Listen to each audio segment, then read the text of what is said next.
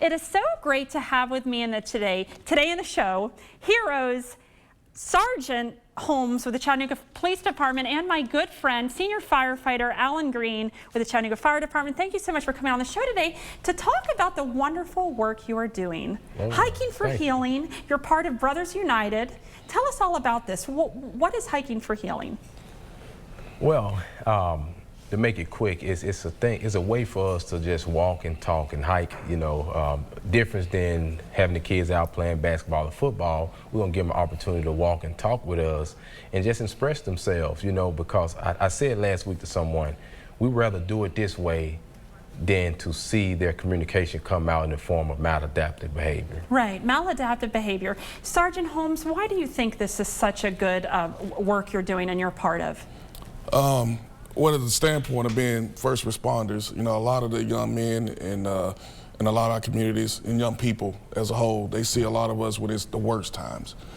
This gives the opportunity for not only the young men that are coming out and some of the volunteers, but also the police and the fire that are coming out to volunteer to let it loose, let down, and just share those experiences of who we are outside of our uniforms and outside of our duties. And we want the youth to understand that a lot of things that they're going through, some of the things that they're part of, that we actually have done that ourselves. Right. So this just gives them a chance to open up and give us a chance to open up, and we all just kind of meet in the middle. Right, and you don't want them afraid of you. You know, teens growing up in our community that might be. Do you find it rewarding, or what's your favorite part about being part of Brothers United? Well, I think all of our favorite part is just being able to collaborate with them, listen, understand some of the issues they're dealing with outside of like a formal type setting, and just share some of those experiences with them. And in the past, we've been able to do that. Yeah. Do you find it's important to have positive relationships with first responders in the community? Absolutely, absolutely, because those positive relationships allow us to, when there's something wrong or not wrong, the kids or even the community will open up to us. You know, when I was growing up, we would hang out with the police officers. They would let us sit on the car. They would give us badges, talk to us, you know, because we had those positive relationships, which that's what helps with a positive, thriving community. So it's absolutely important. It does. It starts with our children. Now, speaking of like mental health, how is a program like this, Hiking for Healing, and what you do with Brothers United, and your own amazing story of what you've gone through, why is this so important today? Well, I started thinking about it a lot, even with my own mental health. When we talk about gun violence in our community, right? When we talk about social economic inequality, right? And then we talk about mental health. Well, what I've seen, mental health leads to gun violence. Social economic inequality leads to mental health breakdowns. So we start wondering, well, why are things happening? Well, we know something's wrong. Now we got to go back to see what happened. Let's correct the mental health and give our kids and our young adults what they need before it gets too late. Well, Hiking for Healing, when is it, and what prompted you to come up with this idea?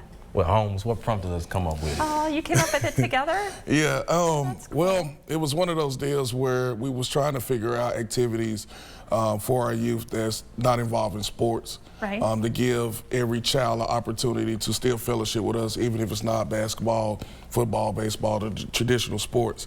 And like you said, with the mental health aspect, with a lot of the things that are happening in the city over the last couple of years, a lot of the youth haven't had a chance to express how they feel about it.